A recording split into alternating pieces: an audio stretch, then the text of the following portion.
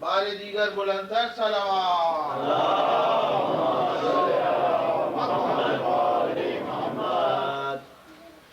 أعوذ بالله السميع العليم من الشيطان اللعين الرجيم. بسم الله الرحمن الرحيم. الحمد لله العلي عن شبه المخلوقين الغالب لمقال الواصفين الظاهر بعجائب تدبيره للناظرين الباطن بجلال عزته عن فكر المتوهمين العالم بلا اكتساب ولا ازدياد ولا علم مستفاد المقدر لجميع الأمور بلا روية ولا ضمير الذي لا تغشاه الظلم ولا يستضيء بالأنوار لا يرهقه ليل ولا يجري عليه النهار ليس إدراكه بالأبصار ولا علمه بالأخبار والصلاة والسلام على نبيه الأمي أرسله بالضياء وقدمه في الاصطفاء ورتق به المفاتح وصاور به المغالب ذلل به الصعوبة وسهل به الهزون حتى سره الضلال عن يمين وشمال نور الأول مخلوق الأفضل بالقاسم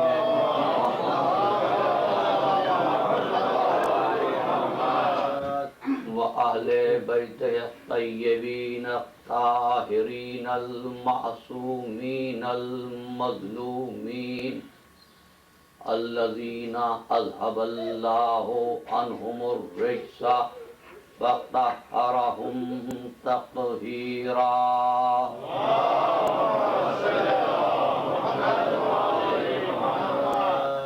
أما بعد فقد قال الله تبارك وتعالى في محكم كتابه المبين وهو أصدق الصادقين. بسم الله الرحمن الرحيم. إذا الشمس كورت وإذا النجوم انكدرت وإذا الجبال سيرت وإذا الإشار أقلت. صلوات.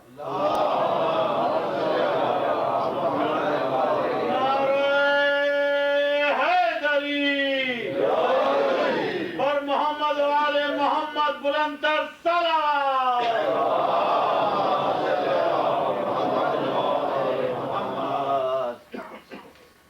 عزیزان محترم، نظام فطرت اور امن عالم کے عنوان پر ہمارے معروضات مسلسل ہیں. فطرت کے نظام کی ترکیب کچھ اس طرح ہے کہ جسم و جسمانیات سے مبرہ اور منزہ پروردگار جسم رکھنے والی مخلوق کے ساتھ رابطے میں ارتباط میں آتا ہے. تو ہمارے سامنے دو چیزیں آتی ہیں، ایک فطرت کا قانون اور ایک خالق فطرت کا قانون. سبحان اللہ. فطرت کا قانون یہ ہے کہ انسان کچھ دیر کام کرنے کے بعد بھوک کو محسوس کرے. خالق فطرت کا قانون یہ ہے کہ جب بھوک محسوس ہو تو کیا کھائے اور کیا نہ کھائے.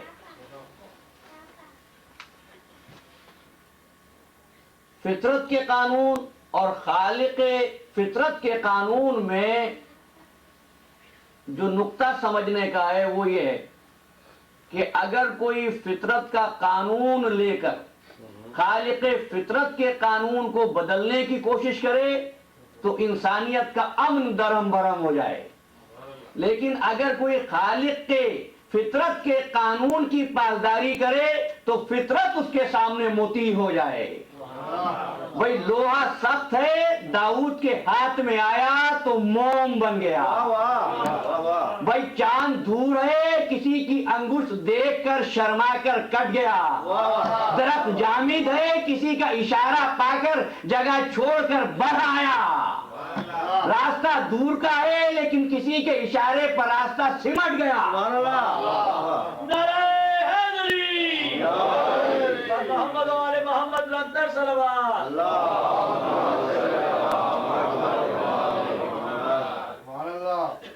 عزیزان محترم، مخلوق کی عموماً اور مسلمانوں کی خصوصاً کوشش اور خواہش یہ رہتی ہے کہ کسی بھی طور پر اللہ تک رسائی ہو جائے، اللہ تک پہنچ ہو جائے، اللہ ان کی باتیں سننے لگے۔ عبادت ہم کیوں کرتے ہیں؟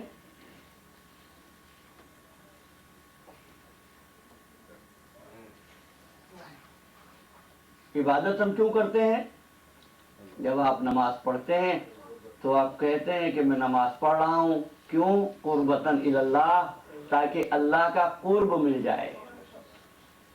سوچتا یہ ہوں عزیزان محترم کہ قرب دو ہی قسم کے ہوتے ہیں، یا تو آپ کسی زمانے کے قریب ہوں یا آپ کسی مکان کے قریب ہوں۔ جب اللہ کے ہم قریب ہونا چاہتے ہیں تو پروردگار کیا کسی مکان میں بیٹھا ہے جس کے قریب ہو جائیں؟ تو وہ کون سا مکان ہے جو اللہ کے وجود سے خالی، اور وہ کون سا زمانہ ہے جو اللہ کے وجود سے خالی؟ پھر قربتاً اللہ کا مفہوم کیا ہے؟ ہم عبادت سے کیا ہدف حاصل کرنا چاہتے ہیں؟ اور عزیزان محترم، میں عرض کر رہا تھا کہ ایک ہے عمل اور ایک ہے روح عمل۔ جب تک عمل میں روح نہ ہو عمل بیکار ہے۔ آپ کے ذہنوں میں ہماری گزشتہ گفتگو ہوگی جس طریقے سے انسانی اعضاء کو جمع کر کے انسان نہیں بنتا، پتوں، ٹہنیوں اور شاخوں کو جمع کر کے درخت نہیں بنتا جب تک کہ اس میں روح نہ ہو۔ اسی طریقے سے یہ اعمال اس وقت تک عبادت نہیں بن سکتے جب تک کہ ان میں روح اعمال نہ ہو۔ اس کا نام ہے ایمان، اور اس کا تعلق ظاہر سے نہیں ہے، باطن سے ہے۔ ورنہ تو ایسے عمل کرنے والے بہت ہیں جن کا قرآن مجید نے ذکر کیا، وَوَيْلٌ لِّلْمُصَلِّينَ، ان نمازیوں پر افسوس، عاملۃ ناصبۃ تصلیٰ نارا حامیہ، نیک عمل تو کر رہے ہیں لیکن ان کا نیک عمل ان کو بچا نہیں پاتا۔ کیوں؟ اس لیے کہ ایمان دل میں داخل نہیں ہوا ہے۔ یہ ایمان کے دل میں داخل ہونے کے معنی کیا ہیں؟ عزیزان محترم، ایمان کے دل میں داخل ہونے کا مطلب یہ ہے کہ انسان اس روح کی بالیدگی کو اپنے وجود میں جگا دے۔ صلوات پڑھ لیجیے۔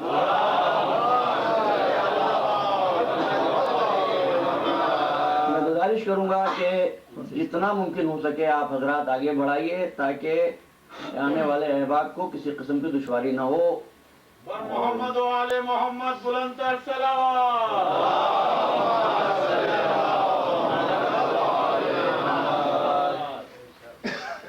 عزیزان گرامی، تو عمل کی قبولیت کی شرط ہے روح عمل، تاکہ بات جزا اور سزا سے آگے بڑھے۔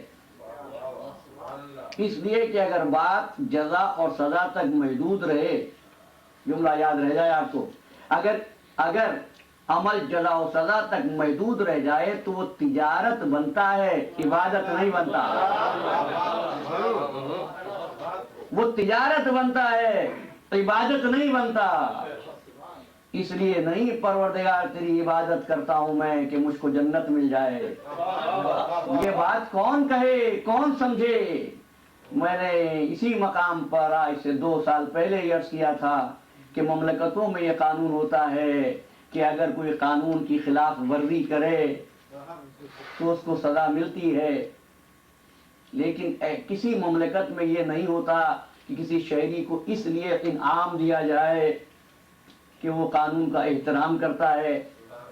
آپ میں سے اکثر احباب یقیناً مجھے یقین ہے کہ ریڈ لائٹ پر رکتے ہوں گے، گرین لائٹ پر بڑھتے ہوں گے، لیکن اگر کہیں پر بھول چوک سے غلطی ہو گئی ہو تو ریڈ لائٹ پر ٹکٹ تو ملتا ہے، گرین لائٹ پر چلنے پر اور ریڈ لائٹ پر رکنے پر کبھی آپ کو حکومت امریکہ کی طرف سے انعام ملا ہے؟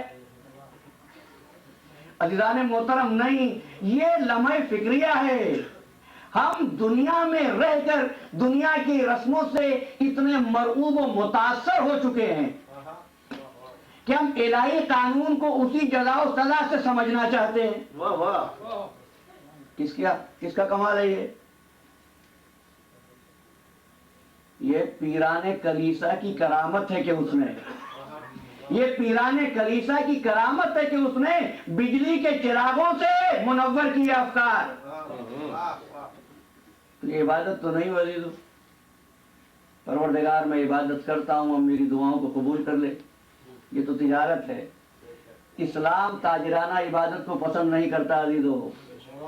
پروردگار اس لیے سجدے کرتا ہوں کہ مجھ کو جہنم کی آگ سے محفوظ رکھ۔ اللہ نے تو تم کو آزاد بنایا ہے، تم غلاموں والی عبادت کیوں کرتے ہو؟ اسلام عبادت کو عبادت دیکھنا چاہتا ہے، تجارت نہیں۔ جس کا عمل ہے بے غرض اس کی جزا کچھ اور ہے۔ اقبال کہتے ہیں جس کا عمل ہے بے غرض اس کی جزا کچھ اور ہے، حور و خیام سے گزر، بادہ و جام سے گزر، آگے بڑھو سفر معرفت پر آ۔ تیری نماز بے سرور، تیرا امام بے حضور، ایسی نماز سے گزر، ایسے امام سے گزر۔ تو دیکھو، اگر کہیں پر آپ کو فطرت اور خالق فطرت کو پہچانتے ہوئے مشکل پیش آئے تو آپ کیا کریں گے؟ جیسے مجھے مشکل پیش آئی تو میں آپ کی خدمت میں حاضر ہوا ہوں۔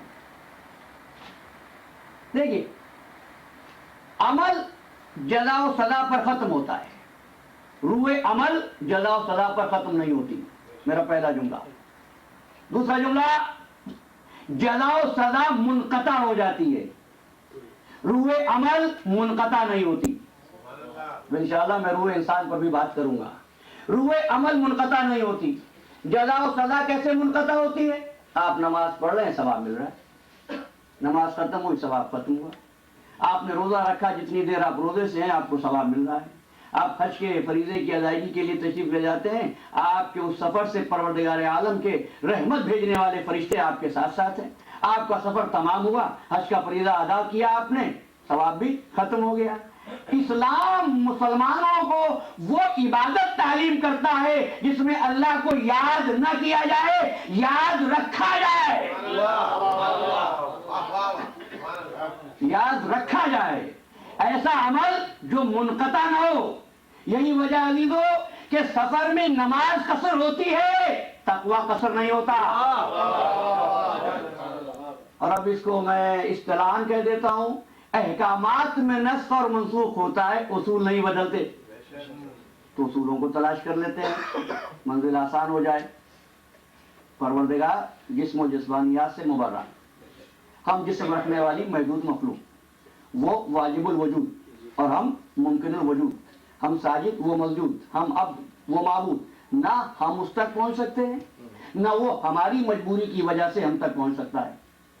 لیکن ارشاد ہوا ات اللہ بقلب سلیم، ات اللہ بقلب سلیم، اللہ کہاں آتا ہے؟ کہاں آیا؟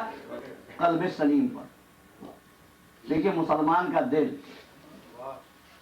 اللہ کا گھر ہے، غور کرنے کی ضرورت ہے۔ ات اللہ بقلب سلیم، لیکن عزیزوں یہ قلب انسانی اور وجود انسانی کیا ہے؟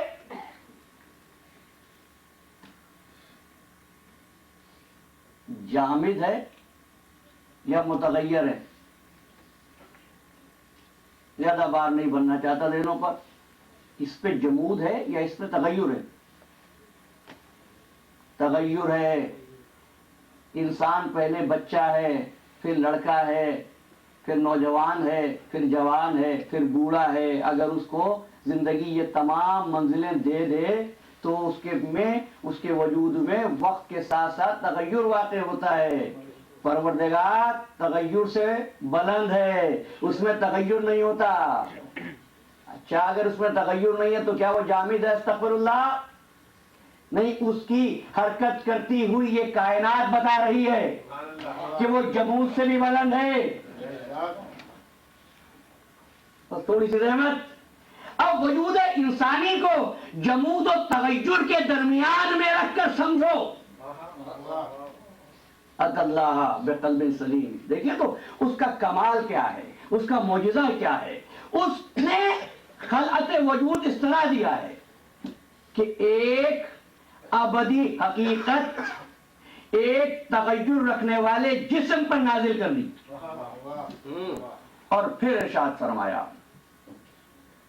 فرمایا سنوریہم آیاتنا فی الآفاق وفی انفسہم. ہم نے اپنی نشانیاں دکھائیں کہاں؟ فی الآفاق، اس دنیا میں، فی الآفاق، آفاق میں، کائنات میں، وفی انفسہم، اور خود ان کے نفسوں میں. اب یہ انسان کا وجود ایک نمونہ ہے اس کائنات کا. اس کے اندر خالق رہتا ہے، وہ جس پر قرب مکانی اور قرب زمانی کام نہیں کرتا وہ کہتا ہے نحنو اقرب من حبل الورید، ہم تم سے شہرک سے زیادہ قریب. اب فطرت پر غور کرنا، لیکن فطرت سے پہلے خود اپنے وجود کی جانب متوجہ ہوگا. اب کیا ہے آپ کے پاس عزیزو؟ حرکت کرنے والا ہاتھ، چلنے والے پیر، سونگنے والی ناک، دیکھنے والی آنکھ، سننے والے کان آپ کے پاس آ گئے. اب آپ ان سے دیکھتے ہیں، آپ ان سے سنتے ہیں، ان اعضاء سے آپ چلتے ہیں، ان اعضاء سے آپ چیزوں کو اپنی گرفت میں لیتے ہیں. یہ اعضاء ہیں اور آپ ہیں، آپ کام کر رہے ہیں. لیکن عزیزو ان اعضاء کے، صرف ان اعضاء سے، محض ان اعضاء پر آپ فطرت کی دوسری مخلوقات سے کیا افضل ہیں؟ کس کے پاس ہاتھ نہیں ہے؟ کس جانور کے پاس پیر نہیں ہے؟ کس کے پاس کان نہیں ہے؟ کس کے پاس آنکھیں نہیں ہیں؟ رحمت کو تمام کر رہا ہوں بھائی، سب کے پاس. اب یہ انسان اعضاء پا کر اشرف المخلوقات کیوں ہے؟ کہا دیکھو اعضاء تو سب کے پاس ہیں، لیکن اس انسان کے پاس عقل بھی ہے. عقل اس لیے ہے کہ یہ حق اور باطل میں فرق محسوس کر سکے. اس لیے انسانوں کا محاسبہ ہے، جانوروں کا نہیں. جانوروں کے دوش پر کوئی اکاؤنٹیبلٹی کا بار نہیں ہے، انسانوں پر ہے. اس لیے کہ اس کو عقل دی گئی. تو گویا کہ جانور بھی دیکھتا ہے لیکن انسان عقل کے ذریعے دیکھتا ہے. بھئی جانور کا دیکھنا اور انسان کا دیکھنا برابر نہیں ہے. جانور کا سوچنا انسان کا سوچنا برابر نہیں ہے. جانور کا سننا انسان کا سننا برابر نہیں ہے. اس لیے کہ یہ دیکھتا ہے عقل کے ذریعے، سنتا ہے عقل کے ذریعے، سوچتا ہے عقل کے ذریعے، سنتا ہے عقل کے ذریعے. تو عزیزو کیا عقل دیکھتی ہے؟ آنکھیں دیکھتی ہیں. کیا عقل سنتی ہے؟ کان سنتے ہیں. کیا عقل سنتی ہے؟ نہیں، ناک سنتی ہے. کیا پروردگار عالم نے انتظام معرفت پروردگار کا انسانوں کی عقل کو اعلیٰ کے وسیلے کا محتاج بنا دیا.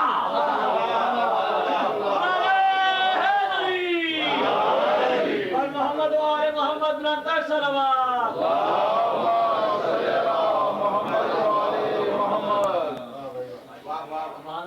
عزیزان محترم، اللہ نے عقل کو وسیلوں کا محتاج بنایا.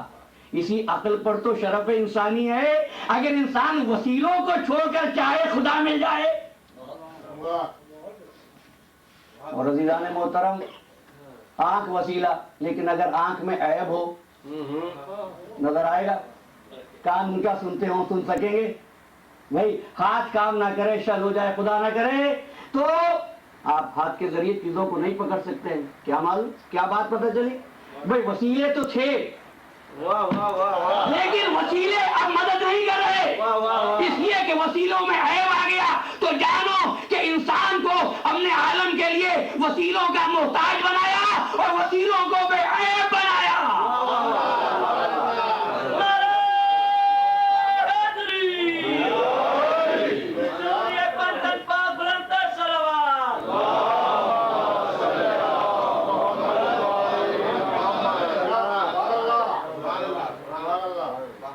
اب اس نے آپ کو وجود دیا، آپ کے ہاتھ حرکت کرے، آپ کے پیر حرکت کرے، زندگی میں زندگی ختم، ہاتھوں کی حرکت ختم، زبان کی گفتار ختم، قوت شامہ ختم۔ اب سنیے، اب بولیے، نہیں بول پاتا، اب کیوں نہیں بولتا، اب کیوں نہیں چلتا؟ عزیزان گرامی، آپ کے لیے بولتا تھا زبان سے، زبان تو اب بھی ہے، ہاتھ تو اب بھی ہے، چیز پکڑائیے، پکڑتا نہیں۔ میں کہوں ہاتھ جوڑ کر کہ اگر اس کے ہاتھ، پیر، ناک، کان، آنکھ یہی اس کی حیات حقیقی ہوتے تو یہ اب بھی چلتا، اب بھی کام کرتا۔ سے پتہ چلتا ہے کہ انسان کے اعضاء ظاہری حیات حقیقی نہیں ہے۔ حیات حقیقی روح عمل کی طرح وہی روح ہے جو اس سے کام لے رہی تھی، جس کی وجہ سے یہ بول رہا تھا، جس کی وجہ سے چل رہا تھا، جس کی وجہ سے سونگ رہا تھا، جس کی وجہ سے باتیں کر رہا تھا، جس کی وجہ سے چیزوں کو گرفت میں لے رہا تھا۔ اب تو خیر یہ مر چکا، اس لیے روح ہے ہی نہیں، لیکن جب یہ زندہ تھا کیا کبھی کسی نے اس کی روح کو دیکھا تھا؟ بھئی روح نظر نہیں آتی، لیکن غائب رہ کر انسانی حیات کا نظام چلاتی ہے، اور وہی اس کی حقیقت ہے۔ اب یہیں سے تعریف لیتے جائیے کہ وہ حقیقت جو غائب رہ کر انسان کا نظام چلائے، وہ انسان کی حقیقت جو غائب رہ کر کائنات کا نظام چلائے۔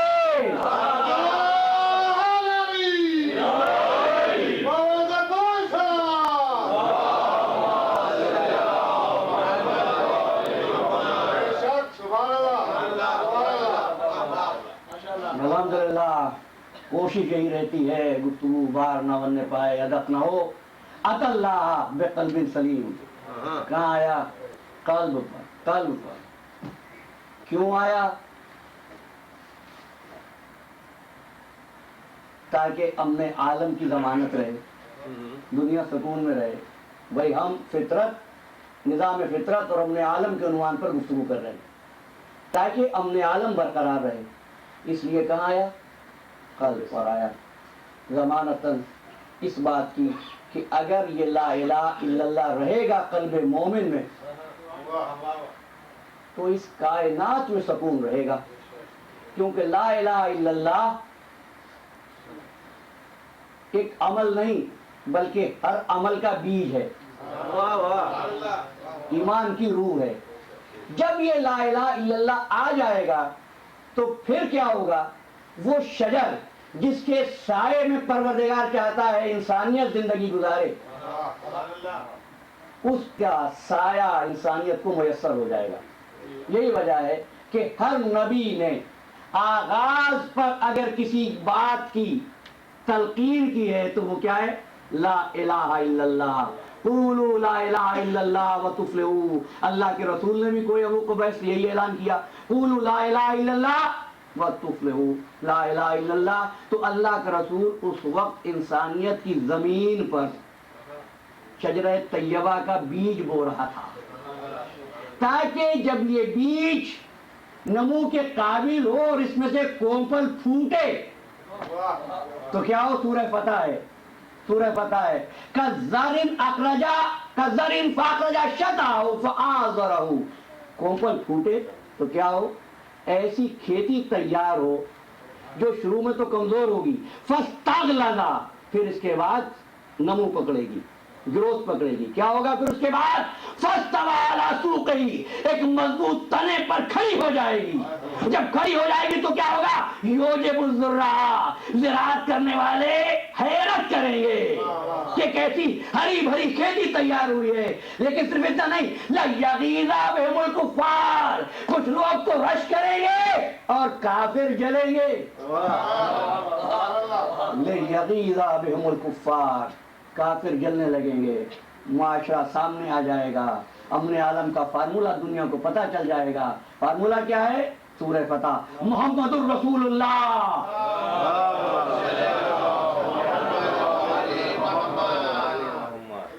والذین معہ، بڑی بڑی توجہ کے ساتھ، محمد اللہ کے رسول ہیں. والذین معہ، اور وہ لوگ جو ان کے ساتھ ہیں. اشداء علی الکفار، کافروں پر سخت ہیں. رحماء بینہم، آپس میں مہربان ہیں. تراہم رکعا وسجدا ویبتغون فضلا من اللہ ورضوانا، اور تم ان کو دیکھو گے یا رکوع میں یا سجود میں، یا رکوع میں یا سجود میں کیا کرتے ہیں؟ یبتغون فضلا من اللہ ورضوانا، اللہ کا فضل اور اس کی مرضی تلاش کرتے ہیں. سیماہم فی وجوہہم من اثر السجود، تم ان کی پیشانیوں پر سجدوں کا اثر دیکھو گے. کیا یہ بات قرآن میں ہے؟ قرآن نے کہا ذالک مثل فی التوراۃ ومثل فی الانجیل. بھئی یہ مثال قرآن میں بھی ہے، توریت میں بھی ہے، انجیل میں بھی ہے. معاشرے کی خطوطیات سامنے آ گئی آپ کے، مجھے کچھ کہنے کی ضرورت نہیں، لیکن ایک لمحہ فکریہ لیتے جائیے گا. سوچئے، میری عادت ہے، کوشش رہتی ہے کہ میں دعوت فکر دوں. اور کیا خصوصیات ہیں؟ اللہ کے رسول کی رسالت پر ایمان لاؤ. والذین معہ، ان کے ساتھ رہو. اشداء علی الکفار، کافروں پر سخت رہو. رحماء بینہم، آپس میں مہربانی کرتے رہو. وتراہم رکعا وسجدا ویبتغون فضلا من اللہ ورضوانا، اور اللہ کا فضل تلاش کرو اور رکوع و سجود کرتے رہو. امام فخر الدین رازی نے اس آیت کی تفسیر میں لکھا کہ یہاں پر والذین معہ سے کہ جو ساتھ ہے رسول کے، خلیفہ اول حضرت ابوبکر رضی اللہ تعالیٰ عنہ مراد ہے، اس لیے کہ وہ حضور کے ساتھ ہجرت میں ہمراہ تھے. اور اشداء علی الکفار خلیفہ ثانی کی خلافت کو ثابت کرتی ہے، اس لیے کہ وہ کافروں پر بہت سخت تھے. رحماء بینہم، خلیفہ سویم کی خلافت کو ثابت کرتی ہے کہ وہ اقربا کے ساتھ مہربانیاں کرتے تھے. وَتَرَاهُمْ رُكَّعًا وَسُجَّدًا وَيَبْتَغُونَ فَضْلًا مِنَ اللَّهِ وَرِضْوَانًا. اور یہ آیت مولا کائنات علی بن ابی طالب کرم اللہ وجہہ کی شان میں خلافت راشدہ اس آیت سے ثابت ہوتی ہے. عزیزان محترم، خلافت تو خود ملت اسلامیہ کے لیے ہے. کیا اسلام ایسا معاشرہ چاہتا ہے جس میں ایک مسلمان ایک نیکی کو اختیار کرے، دوسرا مسلمان دوسری نیکی کو اختیار کرے؟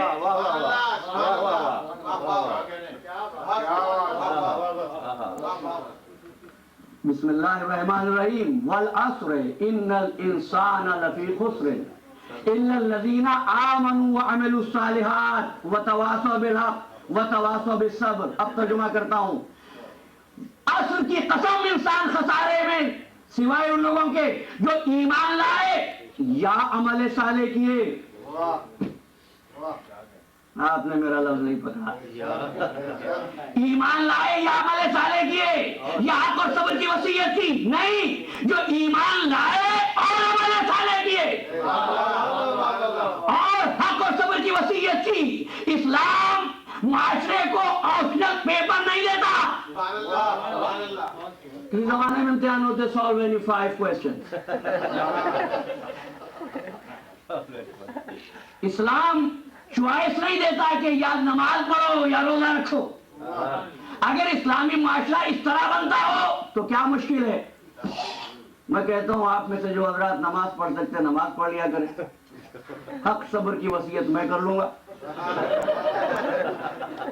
نوجوانوں سے کہوں گا باہر جائیں اور کفار سے مقابلہ آئے اگر۔ عزیزان محترم، اس طرح اسلامی معاشرہ نہیں بنتا۔ اسلام یہ نہیں چاہتا ہے کہ آپ نماز پڑھیں یا عمل صالح کریں یا ایمان لائیں، نہیں، ایمان تو تم کو لانا ہی ہے، مگر ایمان کی سند یہ ہے کہ عمل صالح ہو، حق اور صبر کی وصیت ہو، تو فرائض کو تقسیم نہ کرو۔ اسلام چاہتا ہے کہ مسلمان ایک ہو۔ عزیزان گرامی، اللہ نے ملت اسلامیہ کو سربلندی ارجمندی کے لیے خلق کیا ہے۔ اس نے وعدہ فرمایا ہے انتم الاعلون ان کنتم مومنین، تم غالب رہو گے۔ یہ جب ہم اللہ کی مرضی میں اپنے قیاس کو دخل دیتے ہیں تو اپنا ہی سکون برباد کرتے ہیں۔ اللہ کا کچھ نہیں بگڑتا، اس کے رسول کا کچھ نہیں بگڑتا۔ اسلام یہ نہیں چاہتا کہ تم فرائض کو تقسیم کر لو۔ اسلام کا تقاضا یہ ہے کہ مسلمان ایک ہی ہو۔ جب ایمان والوں میں آئے تو امیر المومنین بن جائے۔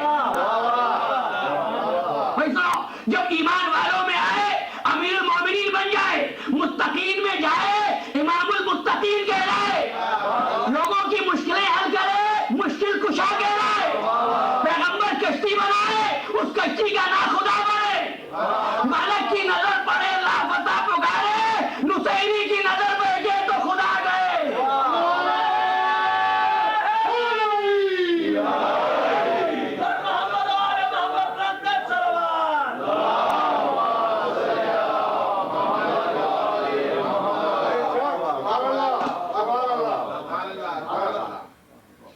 یہ ہے شجرہ طیبہ، سورہ ابراہیم۔ لم ترى كيف ضرب الله مثلا كلمة طيبة كشجرة طيبة۔ اللہ کلمہ طیبہ کی مثال اس شجرہ طیبہ سے دیتا ہے، اصلها ثابت وفرعها في السماء، جس کی جڑ زمین میں ہے۔ اصلها ثابت، جڑ زمین میں ہے، اصلها فی الارض تو نہیں ہے نا؟ واہ واہ واہ واہ۔ اصلها ثابت، ثابت ہے عربی کا لفظ۔ اب کیا کروں، کوئی اور لفظ اس مفہوم کو ادا نہیں کر سکتا۔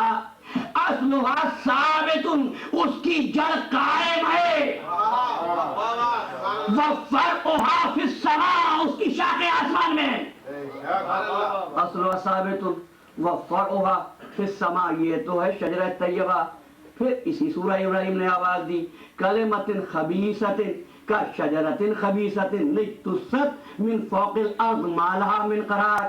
یہ وہ شجرہ خبیثہ ہے جو زمین کے اوپر سے نکلا ہے، اجتثت من فوق الارض، زمین کے اوپر سے، ما لها من قرار، اس کی جڑوں کو قرار نہیں ہے، ان کی جڑوں کو قیام ہے، کس کی؟ شجرہ طیبہ کی، اور اس کو قرار نہیں ہے کیونکہ یہ شجرہ خبیثہ۔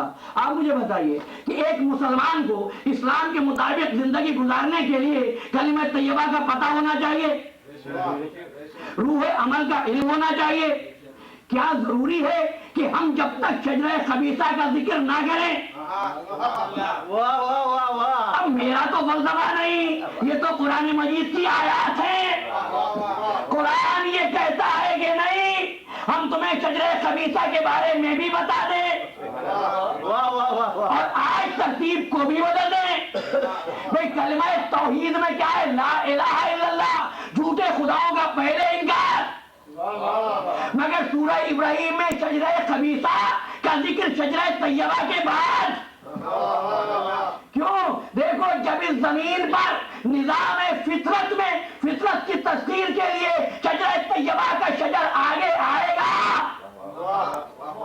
تو رکاوٹ بننے والا شجر خبیث شجر ہوگا، اور وہ اس اعلان کے بعد آئے گا درخت، اس کی شاخیں۔ مومن کون ہے؟ اس درخت کے پتے۔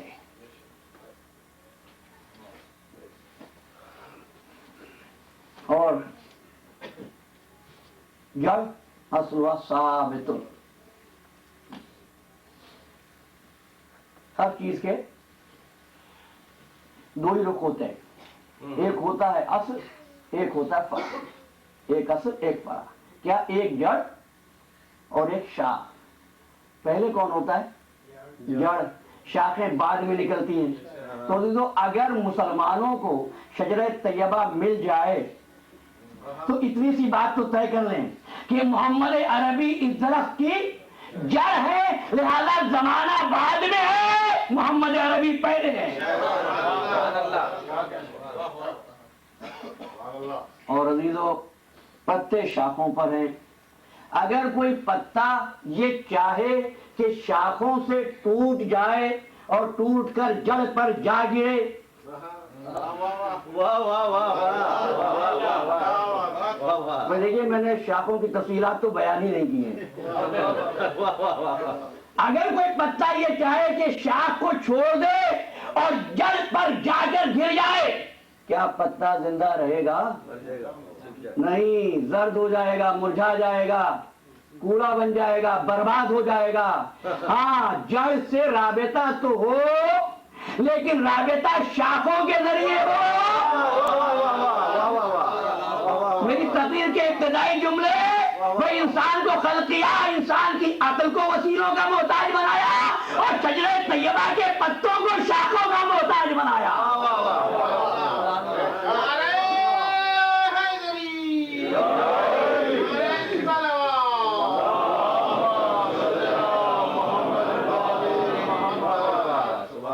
اب عزیزو کسی چمن میں جا کر، باغ میں جا کر، پارک میں جا کر درختوں کو دیکھیں، پودوں کو دیکھیں، آپ کو نظر آتے ہیں پتے اور شاخیں۔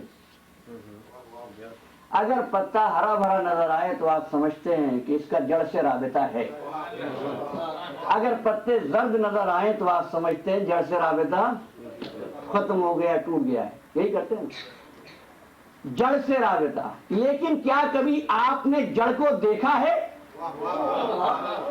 جڑ کو دیکھا نہیں تو اگر میں یہ کہوں کہ اگر جڑ ہوتی تو نظر آتی،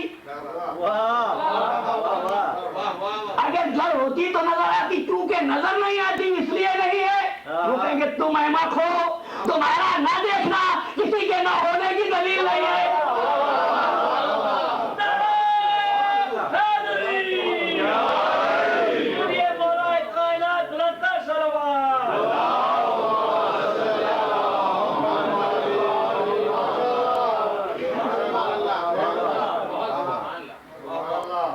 عزیزان گرامی مرتبت، اگر یہاں تک میں اپنی گزارشات پہنچا سکا ہوں تو اب پھر یہ کہتا ہوں کہ اصلها ثابت و فرعها فی السماء۔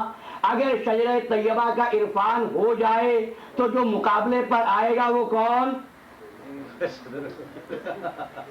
نجتثت من فوق الارض ما لها من قرار، جو زمین کے اوپر سے نکلے۔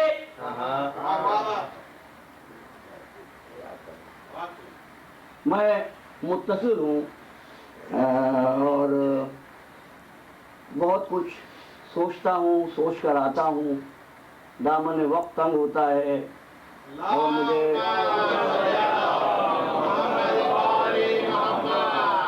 عزیزان گرامی بس اللہ نے ہر چیز کو کھول کھول کر کتاب میں بیان کر دیا۔ شجرہ طیبہ بھی قرآن میں، شجرہ خبیثہ بھی قرآن میں، کلمہ طیبہ بھی قرآن میں، سرکار دو عالم کے ساتھی بھی قرآن میں، سرکار دو عالم کے غزوات بھی قرآن میں، بھئی مسلمانوں کے لیے قیامت تک حلال بھی قرآن میں اور قیامت تک مسلمانوں کے لیے حرام بھی قرآن میں۔ اب حرمت والی آیت پڑھتا ہوں، انما حرم علیکم المیتۃ والدم ولحم الخنزیر، اللہ نے حرام کیے تم پر کیا؟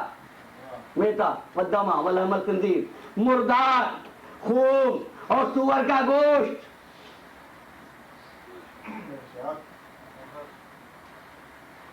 مسلمان نہیں کھائے گا، اگر مسلمان ہے تو نہیں کھائے گا، اس لیے کہ یہ چیزیں حرام ہیں۔ اللہ نے اس کی ممانعت فرمائی۔ جب میں بیان کرتا ہوں تو اکثر اوقات مجلس کے بعد یا اگلے روز بعض احباب آ کر کہتے ہیں یہ قرآن مجید میں کہاں ہے؟ کہ جو قرآن میں نہیں ہے وہ نہیں ہے. میں بڑے یقین سے کہتا ہوں جو قرآن میں نہیں ہے وہ نہیں ہے. لیکن پوچھنا یہ چاہتا ہوں کہ ان میں مردار کا خون اور سور کا گوشت تو حرام قرار دیا، کیا بلی کا گوشت حرام ہے؟ قرآن میں ہے. چیل کا گوشت حرام، کیا قرآن میں ہے؟ اچھا اگر یہ قرآن میں نہیں ہے تو آپ اس کو حرام نہ جانیے.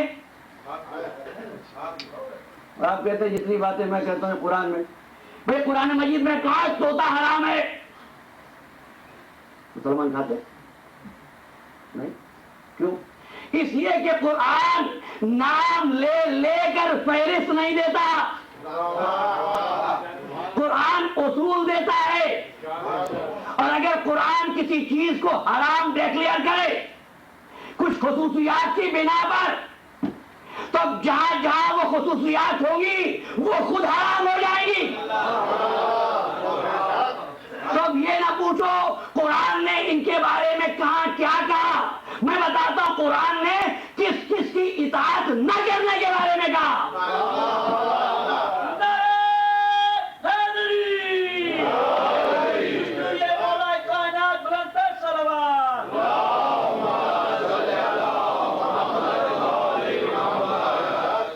سورہ قلم، فلا تطع المکذبین، جھٹلانے والوں کی اطاعت نہ کرنا. ولا تطع الحلاف المہین، جھوٹی قسم کھانے والوں کی اطاعت نہ کرنا. اور پھر قرآن نے کہا مناع للخیر معتد نسیم، ارے وہ جو حد سے بڑھ جائے اس کی اطاعت نہ کرنا. قرآن نے کیا کہا عتل من بعد ذالک زنیم، جس کے نطفے میں فرق ہو اس کی اطاعت نہ کرنا. جس کے نطفے میں فرق ہو اس کی اطاعت نہ کرنا. قرآن نے نام نہیں لیے اس لیے میں نام نہیں بتا سکتا، لیکن اب جہاں بھی مکذب نظر آئے اطاعت نہ کرنا، جہاں نطفے میں فرق نظر آئے.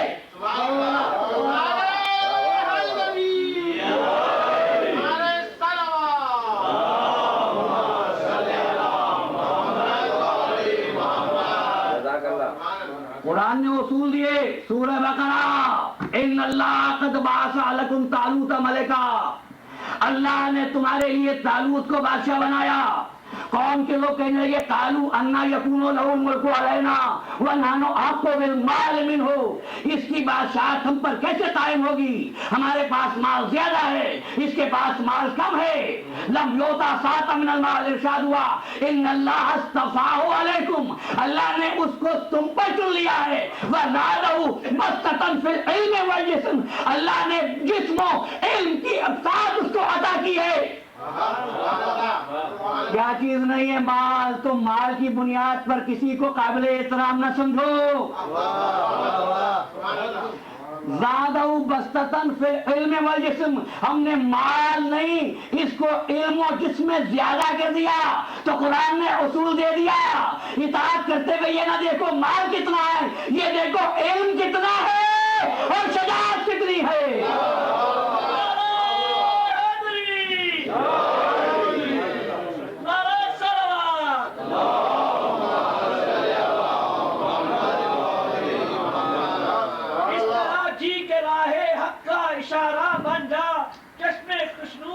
مولا کا نظارہ بن جا.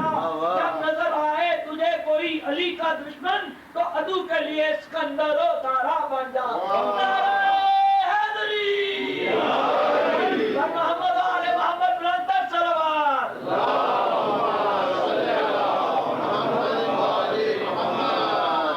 ان اللہ اصطفاہ علیکم، اللہ نے اس کو تم پر چن لیا ہے. زادہ بسطۃ فی العلم والجسم، اور اس کو علم و جسم کی زیادتی عطا فرمائی ہے. اللہ یؤتی ملک من یشاء، اللہ جس کو چاہتا ہے ملک عطا کرتا ہے. جب قرآن مجید کی آیت ہے تو جھٹلانے کی ضرورت کون مسلمان کرے؟ واللہ یؤتی ملک من یشاء، اللہ جس کو چاہتا ہے ملک عطا کرتا ہے. ملت اسلامیہ کے ساتھ ٹریجڈی یہ ہے، المیہ یہ ہے کہ جس کو حکومت ملی اس نے حکومت کا کسی بھی مقاصد میں استعمال کی، لیکن کہا یہ کہ ہم کو اللہ نے ملک دیا ہے۔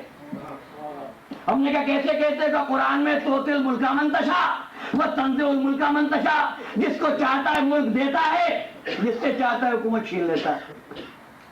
عزیزان محترم، اگر ہر حکومت اللہ دیتا ہے، یہاں تک تو قرآن تھا، میرے دلائل سنیے، اگر ہر حکومت اللہ دیتا ہے تو نمرود کو حکومت کس نے دی تھی؟ جب فرعون کو حکومت کس نے دی تھی؟ شداد کے پاس طاقت کیسے آئی تھی؟ قارون کے پاس طاقت کیسے آئی تھی؟ اگر ہر کام اللہ کی مرضی سے ہو رہا ہے، اللہ دیتا ہے، تم نمرود پر لعنت کیوں کہتے ہو؟ فرعون کو برا بھلا کیوں کہتے ہو؟ کوئی حکومت اس کے پاس تھی، اللہ نے دی تھی، کو اللہ نے دی تھی مگر اچھی بات نہیں تھی۔ بھائی جب اللہ نے دے دی تو آپ کیسے کہتے ہیں اچھی بات نہیں تھی؟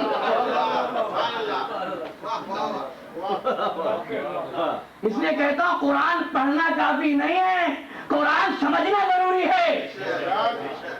سلیمان نے دعا کی، رب اغفر لی وہب لی ملکا لا ینبغی من بعدی، پروردگار مجھ کو ایک ایسا ملک عطا فرما جو میرے بعد کسی کو نہ ملے۔ میں فلسفیانہ گفتگو کا عادی ہوں، لیکن کسی بھی تاریخ دان سے پوچھے گا سلیمان علیہ السلام کا ملک کتنا بڑا تھا، دعا کا ترجمہ یہ، پروردگار میرے گناہوں کو بخش دے اور مجھ کو ایسا ملک عطا فرما جو میرے بعد کسی کو نہ ملے۔ تصور میں تو یہی آئے گا نا کہ حکومت اتنی بڑی ہوگی کہ اتنی بڑی حکومت نہ پہلے کسی کو ملی ہوگی نہ بعد میں۔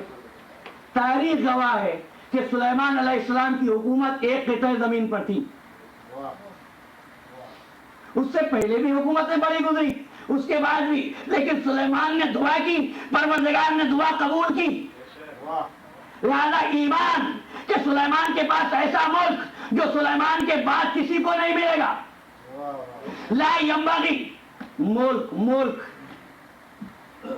ابھی طاقت کی بات نہیں کر رہا ہوں، مجھے معلوم ہے احباب کے ذہنوں میں ایک سوال اور پیدا ہونے والا ہے، وضاحتیں کروں گا انشاءاللہ۔ سلیمان نے کہا پروردگار ایسا ملک عطا فرما، لا ینبغی من بعدی، لا ینبغی لأحد من بعدی، میرے بعد کسی کو نہ ملے۔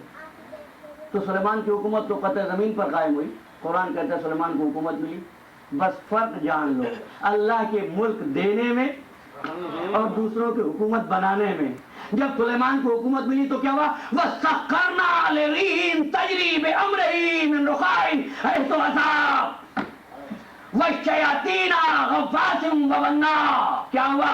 جب سلیمان کو حکومت دی تو ہوا ان کے حکم کے تحت تھی، جنات ان کے حکم کے تحت تھے، پرندے ان کی اطاعت میں تھے، جانور ان کی اطاعت میں تھے۔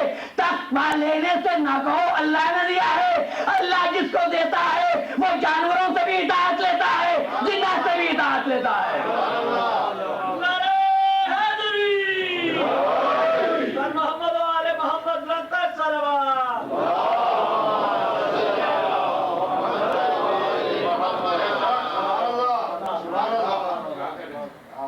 میں پھر واپس آتا ہوں اپنے موضوع پر۔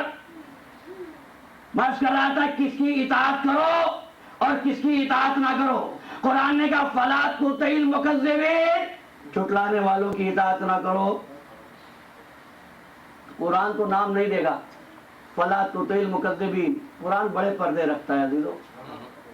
میرے امام نے فرمایا القرآن حی لا یموت، قرآن زندہ ہے کبھی نہیں مرتا، یجری کما یجری اللیل والنہار، اس طرح جاری رہتا ہے جیسے دن اور رات۔ قرآن نے کہا فلا تطع المکذبین، سورہ قلم، جھٹلانے والوں کی اطاعت نہ کرنا۔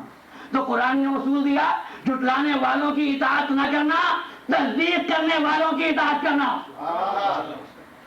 تصدیق کون کرے اور کس کی کرے؟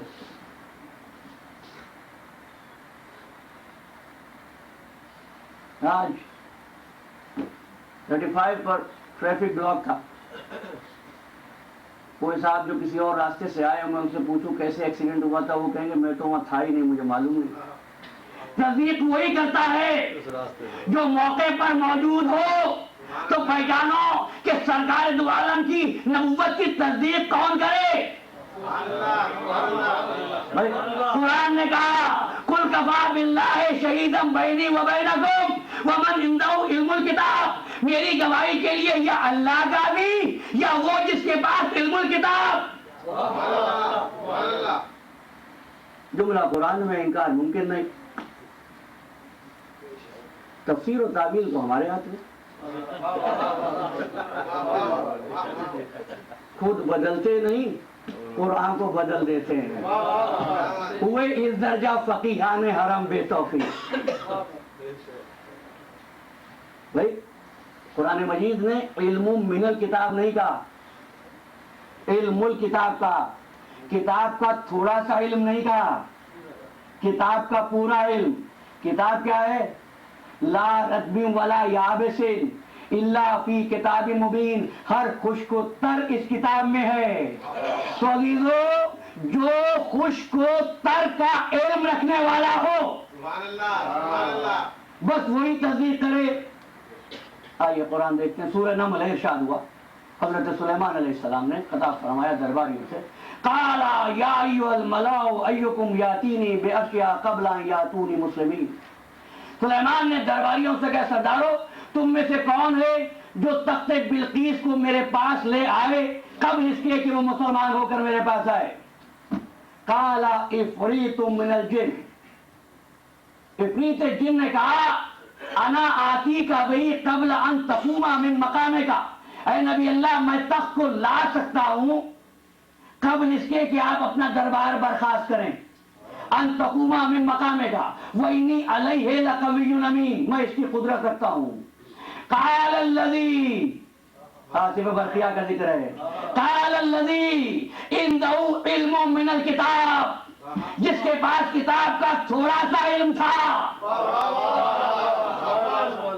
اس نے کہا انا آتی کا بھی قبل ان یرتد الیک طرفک. نبی اللہ میں آپ کے پلک جھپکنے سے پہلے لا سکتا ہوں. پلک جھپکنے سے پہلے لا سکتا ہوں.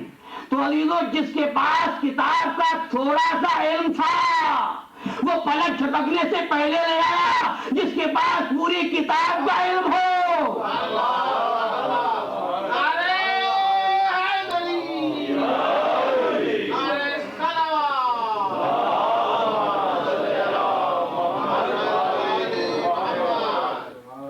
اس کے کمالات کیا ہوں گے عزیزو؟ جس کے پاس تھوڑا سا علم تھا اس کی قدرت, اس کا کمال زمین کے اجسام پر تھا. جو صاحب علم الکتاب تھا اس کے اشارے سے ڈوبا ہوا سورج بنا جاتا تھا.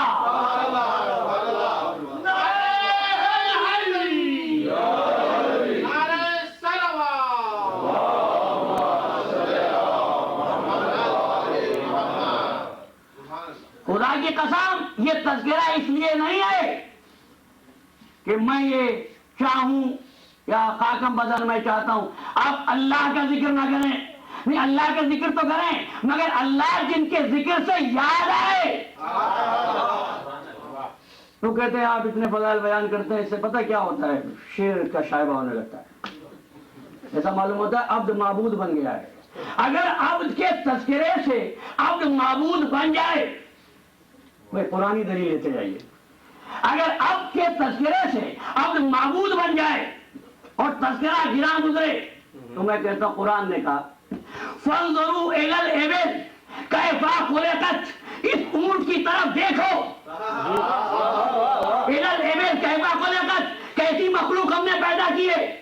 میں اتنا کہا نہیں, وہ یتفکرون فی خلق السماوات والارض, وہ لوگ جو زمین و آسمان کی خلقت پر غور کریں, آسمان کی خلقت پر غور کریں اور یہ کہیں ربنا ما خلقت ھذا باطلا. پروردگار تو نے ان کو باطل پیدا نہیں کیا.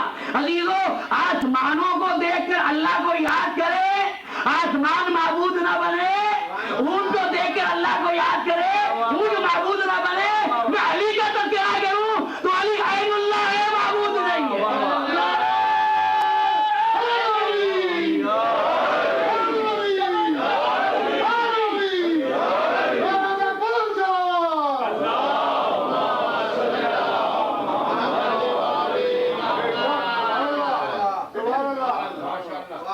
عزیزان محترم یہ تذکرہ تو اس لیے ہے کہ اللہ یاد آئے، اللہ یاد آئے اور اللہ کا رسول یاد آئے، کیونکہ جب تم کو اللہ اور اس کا رسول یاد رہے گا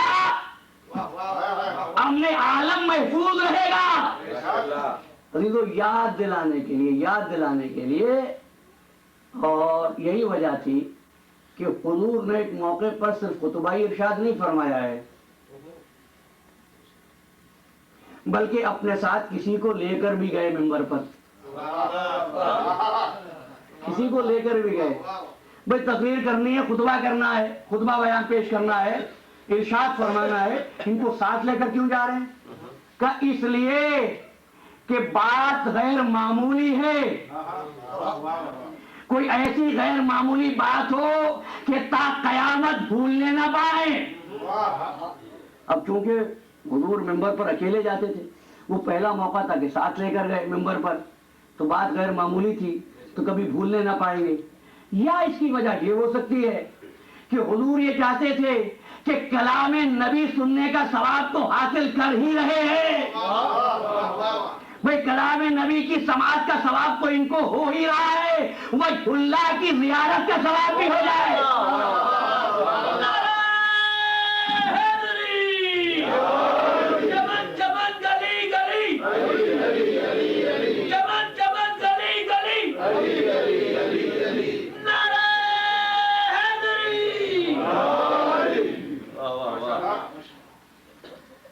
عزیزان گرامی،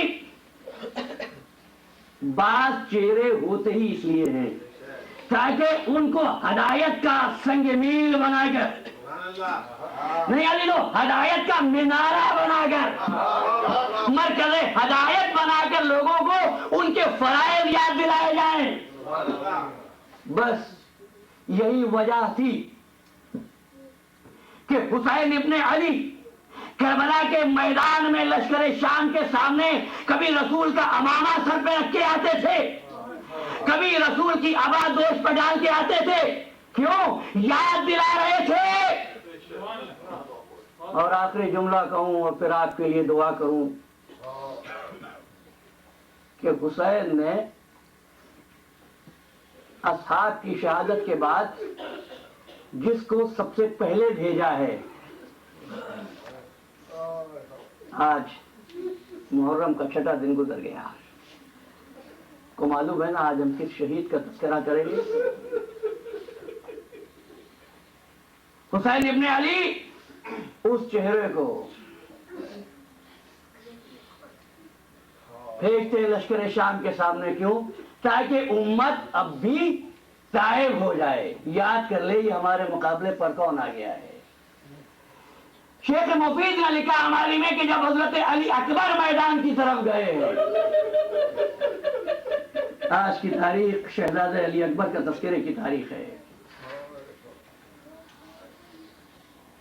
روایت کے الفاظ یہ فانظر فنظر نظر عائش ورقا عینیہ وابکا، حسین نے ایک نظر مایوس اپنے بیٹے پر ڈالی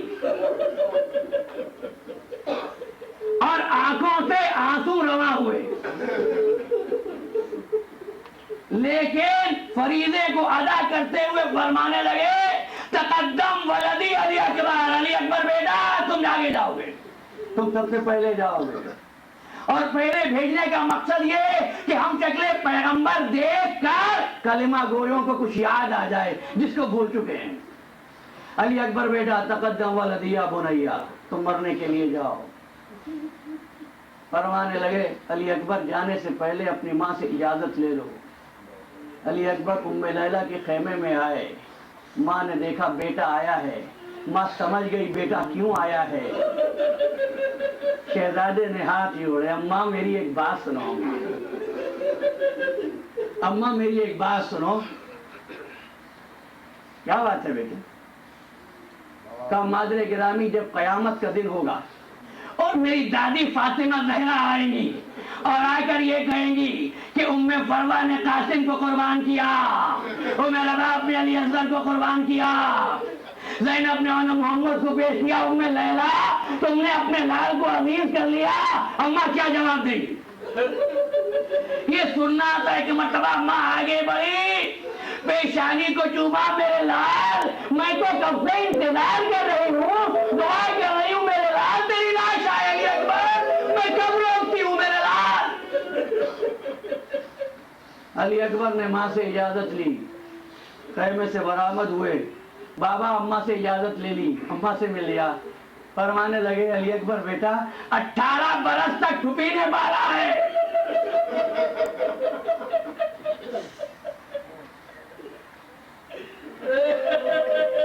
زینب سے بھی اجازت لے آؤ۔ میرے مولا نے کچھ سوچا، فرمایا ٹھہرو علی اکبر ہم بھی تمہارے ساتھ چلیں گے۔ علی اکبر کو ساتھ لیا، کنیز نے خیمے کا پردہ اٹھایا، حسین اور علی اکبر خیمے میں داخل ہوئے۔ زینب نے ایک مرتبہ علی اکبر کی طرف دیکھا، پھر حسین کی طرف دیکھا، پھر کہا علی اکبر بیٹا حسین کی سفارش لے کر آؤ۔ حسین کہنے لگے بہن علی اکبر کو کچھ نہ کہو، ہماری ایک بات سنو بہن، جب سے اماں کا سایہ سر سے اٹھا ہے ہم نے تم کو ماں کی جگہ سمجھا، آج حسین ایک حاجت لے کر آیا ہے بہن، رد نہ کرو۔ کیا بات؟ کہا زینب علی اکبر کو نہ روکو۔ جب یہ کہا نا علی اکبر کو نہ روکو تو ایک مرتبہ زینب آگے بڑھی، علی اکبر کو سینے سے لگایا، کہا میرے لال خدا حافظ و ناصر۔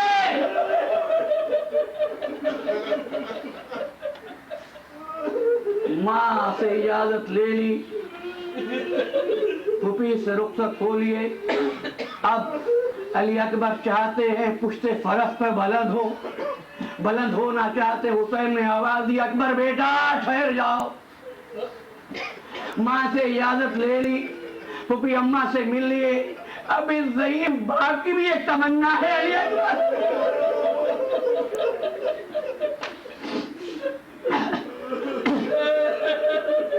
اپنے خیمے میں لے گئے، صندوق کھولا، نانا کی آبا نکال کے دوست پر ڈالی، نانا کا امامہ سر پہ رکھا۔ علی اکبر جب نانا کی زیارت کو جی جاتا تھا تم کو دیکھ لیتا تھا، لیکن میرے لال علی اکبر کو بڑی حسرت و یاد سے دیکھا۔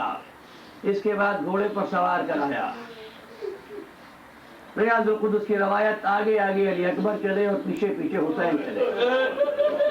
تھوڑی دور جانے کے بعد علی اکبر نے مڑ کر دیکھا بابا آ رہے ہیں۔ بابا آپ ہی نے تو رخصت کیا تھا، زحمت کیوں کرتے ہیں؟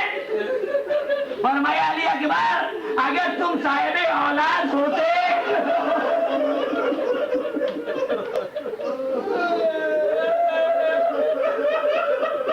علی اکبر بیٹا جب تک تیرا اور میرا ساتھ رہے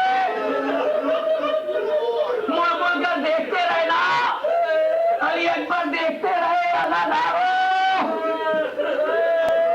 اللہ تمہارے گھروں کو سلامت رکھے، لیکن جب حسین کا چاند شام کے بادلوں میں چھپ گیا،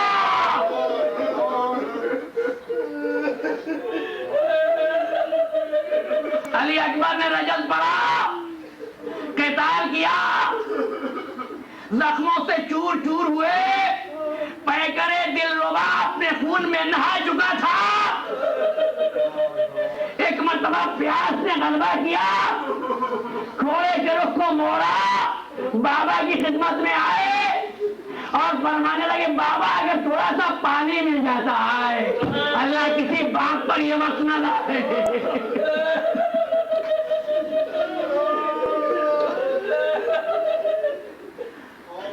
کتنا دشوار ہے مرحلہ حسین ابن علی پر۔ ہائے اکبر تیری پیاس پہ قربان، حسین تیری بے بسی پہ سچے۔ علی اکبر بیٹا میرے دہن میں اپنی زبان ڈال دو۔ علی اکبر نے زبان دہن حسین میں ڈالی، لیکن پھر باہر نکالی، بابا آپ کا حلق تو میرے حلق سے زیادہ خوش ہے۔